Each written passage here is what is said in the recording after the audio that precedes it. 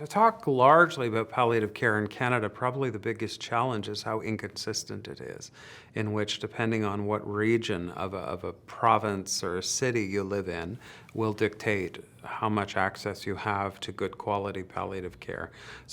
And that raises an ethical problem of justice. And so there's a large problem with justice in Canada in relation to palliative care, because it's very much all over the place. Palliative care really focuses on the respect and comfort of the dying patient, and that's incredibly important. And palliative care has never been more important than it is now with physician-assisted dying being introduced, because we need to have excellent palliative care to support people as much as possible.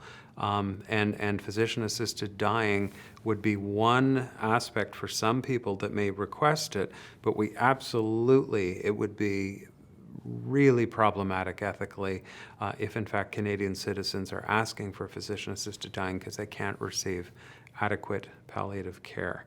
Palliative care is kindness, it's compassion, it's support, and it's absolutely medicine. I mean, some people may view it as, well, there's no active treatment going on and, it's not active medicine, but it really is. And if a person dying, maybe and potentially in pain, is not a medical challenge, I don't know what is. So it's very important we get it right. And I'm not speaking just about physicians. We need to work on teams to do this well. It's very important. And one of the things that is important to remember is many people, towards the end of their lives may no longer be capable to make their own healthcare decisions, meaning they can no longer understand and appreciate the nature of those decisions.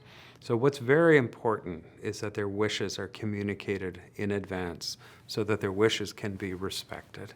And it's incredibly important to have conversations with loved ones and doctors and nurses and every other healthcare worker, but I stress loved ones first, because the amount of times where someone has lost consciousness or capability, when in fact, and you ask a family what would they want, it's not rare for people to say, we actually don't know. They never said anything.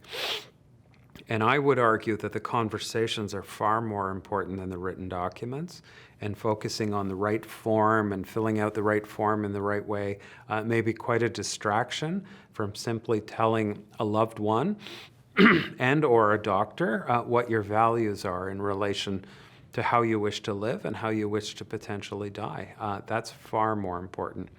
The problem with the form is you cannot control for all of the things that might occur in the future. And if you know a person's values, you have a better chance of making good decisions on their behalf than if you try and get the perfect form.